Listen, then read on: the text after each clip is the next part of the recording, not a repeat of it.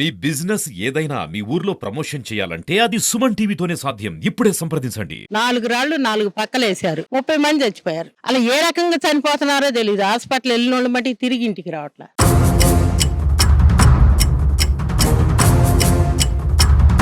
తెల్లారితే భయం పడుతుంది. అయ్యా ఎందుకు ఎటు చచ్చిపోతున్నారు? ప్రస్తుతం గుంటూరు సమీపంలో ఉన్నటువంటి రూరల్ ప్రాంతానికి ఈ తురకపాలెంలో వరుస మరణాలు ఇంకా మిస్టరీ వీడలేదు. దీనికి సంబంధించి ఈరోజు వైద్య అధికారులు అందరూ కూడా ఇక్కడికి వచ్చి విజిట్ చేయడం జరుగుతుంది. దానికి సంబంధించి ఒక క్యాంప్ అయితే నిర్వహించారు. దాదాపు 60 మంది వైద్య సిబ్బందితో ఇక్కడైతే క్యాంపు నిర్వహిస్తున్నారు. ఇక్కడ ఉన్నటువంటి ప్రజలందరికీ ఎవరికైతే దీర్ఘకాలిక వ్యాధులు ఉన్నా లేదంటే అనారోగ్య పరిస్థితులు ఉన్నా వాళ్ళందరికీ టెస్ట్లు అయితే జరుగుతూ ఉన్నాయి. అయితే ఈ వరుస మరణాలకు సంబంధించి మిస్టరీ ఈ రోజైనా వేడునుందా తెలుసుకుందాం. అసలు ఏం జరుగుతుందో, ఇక్కడ వైద్య అధికారులు ఏం చెప్తున్నారు, వైద్యులు ఏం చెప్తున్నారు, అలా విధంగా ఇక్కడ ఉన్నటువంటి ఊరి పెద్దలు ఏం చెప్తున్నారు తెలుసుకునే ప్రయత్నించారు. బాబా గారు, ఇప్పుడు ఈ మైలురాళ్ళ దగ్గర పొలిమేర రాళ్ళు వేశారు. దాని వల్లే ఇక్కడ జరుగుతుందని చెప్పేసి చాలా మంది అభిప్రాయపడుతున్నారు. అసలు ఈ మైలురాళ్ళ గోల్ ఏంటి? మైలురాళ్ళ గోల్ అంటే మామూలుగా ఇది గ్రామ దేవత అమ్మవారు. శంకుస్థాపన చేసినప్పుడు 2013లో అప్పుడు వేశారు ఒకటి రాళ్ళు. ఇప్పుడు ఇటీవల ఈ మధ్యలో కొన్ని రాళ్ళు పోయి ఎలా అవి కాలం ఫిక్స్డ్ దిగలేదు. ఓకే ఓకే ఓకే తాత్కాలిక పెట్టారు. ఇప్పుడు పోయినాయి చేశారు. గ్రామాల్లో 2 వర్గాలు ఉంటాయి. మేము దానికి వ్యతిరేకించి ఈ కార్యక్రమంలో మేము పాల్గొన్నాం. ఎందుకని వ్యతిరేకించారు? ఎందుకంటే వ్యతిరేకించామంటే మేము కొన్ని సమస్యలు దేవాలయ ఫైనాన్స్ మేము దానికి సహకరించాము. అంటే మేము ఎడంగానే ఉన్నాం. అమ్మవారి తిరునాళ్ళప్పుడు కూడా తిరణాళ్ళ వరకే ఉన్నాం. తక్కిన ప్రొసీజర్ అంతా దాని శంకర అనేవాడు గురువు అందరూ కలిసి రక్తచామరాలు వసూలు చేసి ఆ కార్యక్రమాన్ని నిర్వర్తించారు. కానీ 2 సార్లు సిద్ధార్థుల దగ్గరికి వెళ్ళారు.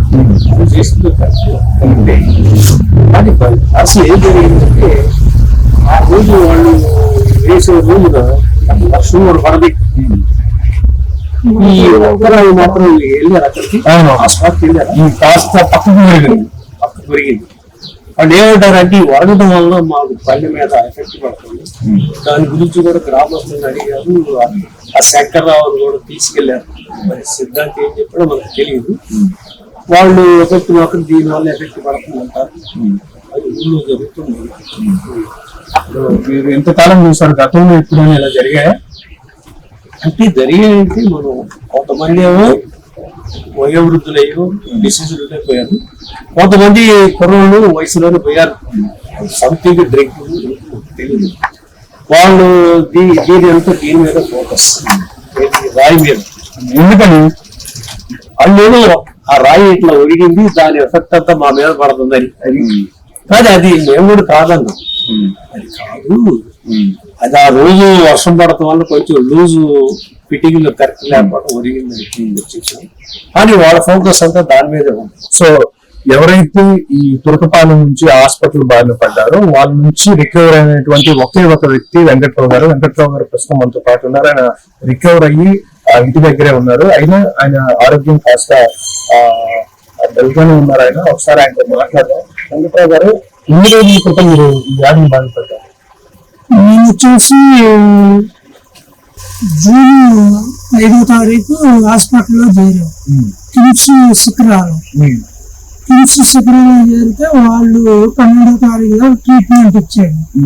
12వ తారీఖు డిశ్చార్జ్ చేశారు. డిశ్చార్జ్ చేసిన 4 రోజులు జ్వరం రాలేదు. తర్వాత మళ్ళీ 12వ తారీఖు నుంచి ఆగస్టు 10వ తారీఖు దాకా ఆగస్టు 1వ తారీఖు దాకా కంటిన్యూషన్ జ్వరం వచ్చింది.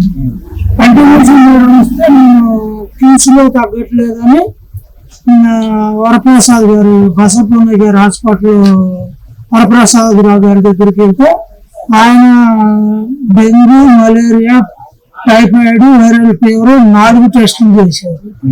4 టెస్టులు చేసినా ఏం లేదు. ఆయన బ్లడ్ కల్చర్ తీశారు. తీసినప్పుడేమో 99 జ్వరం ఉంది, ఆ బ్లడ్ కల్చర్ వచ్చేది 104 జ్వరం ఉంది.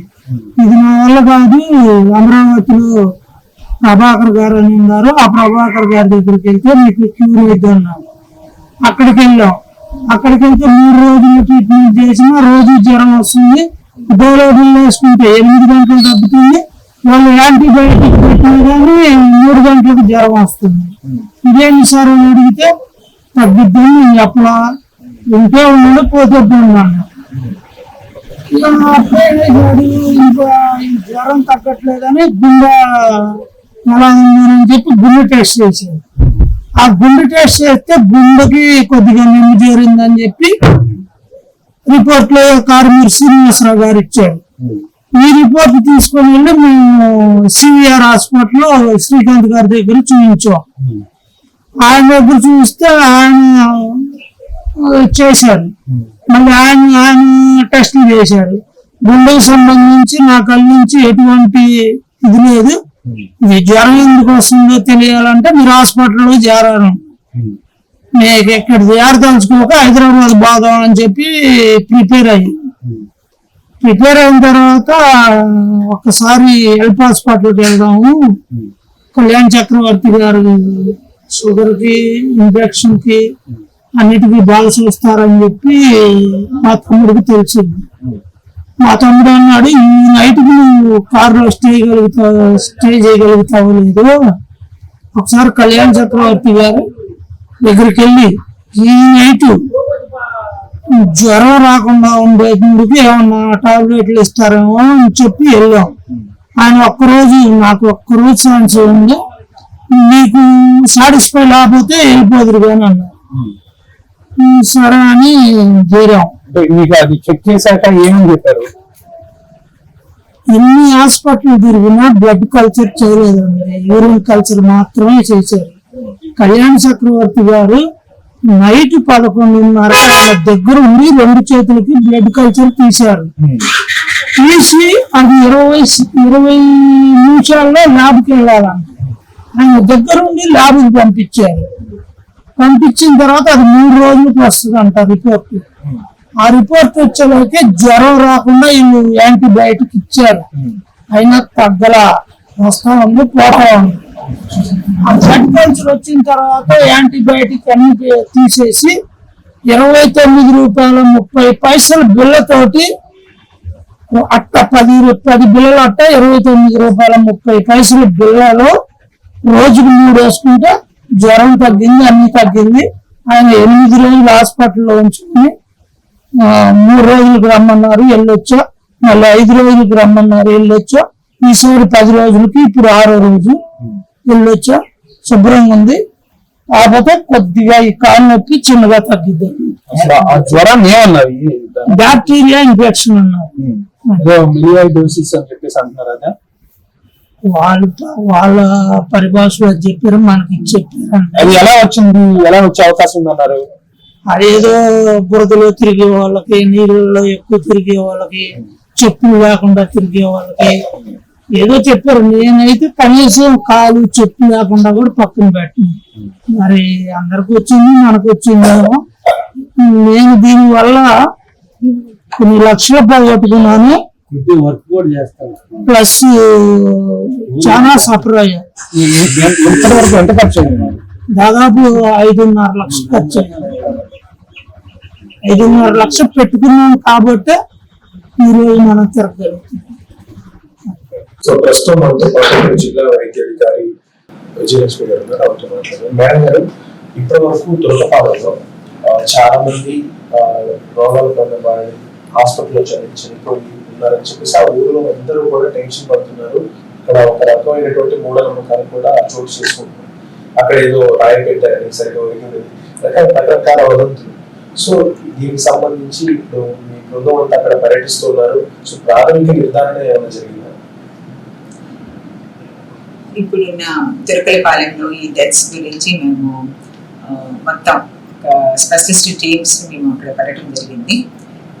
తర్వాత ఫిజిషియన్ కానీ, మైక్రోబయాలజిస్టు, బయోకెమిస్టు, తర్వాత SPM టీం అందరినీ కూడా అక్కడ పెట్టి హౌస్ టు హౌస్ సర్వే చేస్తూ ఈ డెత్స్ అన్ని కూడా ఆడిట్ చేయడం జరుగుతుంది.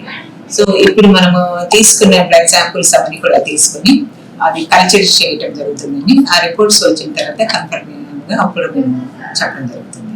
సో కొంతమంది మూఢనమ్మకాలతో అది అమ్మోరు వల్ల ఇలా అవుతుంది అనుకుంటూ అంటున్నారు. బట్ అంటే దీనికోసం కూడా మేము సైకాలజిస్ట్ సైకియాట్రిస్ట్ కూడా మేము అక్కడ క్యాంప్ లో పెట్టి వాళ్ళకి కౌన్సిలింగ్ ఇవ్వడం జరుగుతుంది. సో ఉన్న 2516 మంది పాపులేషన్ లో ఇంత ఇది జరగటం విచారకరము. సో దీన్ని మేము వార్ ఫిట్టింగ్ లెవెల్లో ఇంటింటికి వెళ్ళి సర్వే చేస్తూ సిమ్టమాటిక్ ఎవరైతే జ్వరంతో ఉన్నారో వాళ్ళందరూ కూడా ఈ బ్లడ్ టెస్ట్ చేసి వాటినే రిపోర్ట్స్ అవి చూసి కౌన్సిలింగ్ అవి ఇచ్చి నార్మల్ సిచ్యుయేషన్ కి వచ్చే వరకు క్యాంప్స్ కూడా మేము అక్కడే 15 days వరకు పెడదామని అనుకున్నాము. సో ప్రిన్సిపల్ సెక్రటరీ గారి ఇన్స్ట్రక్షన్ ప్రకారం ఆల్ స్పెషలిస్ట్ తోటి ఇప్పుడు క్యాంప్ కండక్ట్ చేస్తున్నాము. సో అక్కడున్న వాళ్ళందరికీ కూడా మేము టామ్ ద్వారా ఇంటింటికి వెళ్ళి ఈ సిమ్టమాటిక్ వాళ్ళందరూ కూడా ఈ మెడికల్ క్యాంప్ లో ఉన్న స్పెషలిస్ట్ తోటి చికిత్స తీసుకోవాల్సిందిగా రిక్వెస్ట్ చేస్తున్నాను. మేడం ఇప్పటి వరకు ఇటువంటి విషయం గతంలో ఎప్పుడైనా మీరు చూడటం జరిగిందా? లేదండి.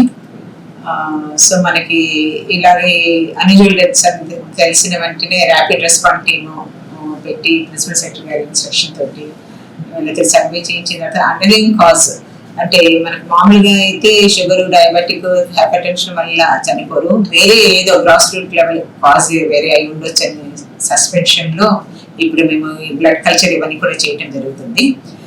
సో రిలేటివ్స్ అనేసి ఊహాగానాలు అయితే ఉన్నాయి, బట్ కల్చర్ రిపోర్ట్ వచ్చిన తర్వాత కానీ మేము కన్ఫర్మ్ చేసి చెప్పాలి. మేడం ఈ విషయం తెలియగానే మీరు ఆ ఊరు విజిట్ చేసిన తర్వాత మీకు ఎటువంటి పరిస్థితులు అక్కడ అసలు నేను ఏ రోజు వెళ్ళినా ఒక అదే డెడ్ బాడీని చూడటం జరుగుతుంది. బట్ అక్కడ ఆ సిచ్యుయేషన్ అలా ఉండటం చాలా విచారకరమైంది.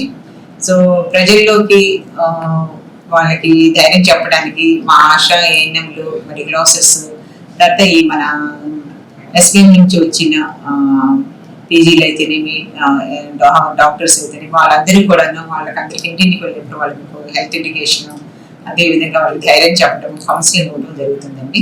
సో ఈ సిచ్యుయేషన్ ని నార్మల్ అయ్యే వరకు కూడా మేము అలర్ట్ గా ఉండి ప్రతి ఒక్కళ్ళకి ఫర్దర్ గా ఎటువంటి డ్యామేజ్ అవ్వకుండా చూస్తాం. మేడం ఇప్పటి వరకు ఎంతమంది చనిపోయారు సరైన లిస్ట్ మీ దగ్గర ఉందా? అందులో ఎంతమంది మధ్య వయసులో వాళ్ళు యువకులు ఉన్నారు, మృతులు ఉన్నారు? అందులో మొత్తం మాకు 25 అండి. కాకపోతే నిన్న మొన్న ఒక రోడ్ యాక్సిడెంట్ ఒకటి, తర్వాత హ్యాండ్ చేసుకున్న ఒకటి, అంటే అది వేరే దేని వల్ల చనిపోయిన వాళ్ళు ఉన్నారు. 27 అవుతుంది. చూసుకుంటే 25 చూసుకుంటే మనకి 50 నుంచి 85 వరకు ఏజ్ గ్రూప్ లో చనిపోయిన వాళ్ళు లిస్ట్ ఉంది. ఎక్కువగా అందులో మనకి 35-32 ఏజ్ గ్రూప్ వాళ్ళు హైపర్ టెన్షన్ డయాబెటిక్ తో చనిపోయిన వాళ్ళు ఉన్నారు.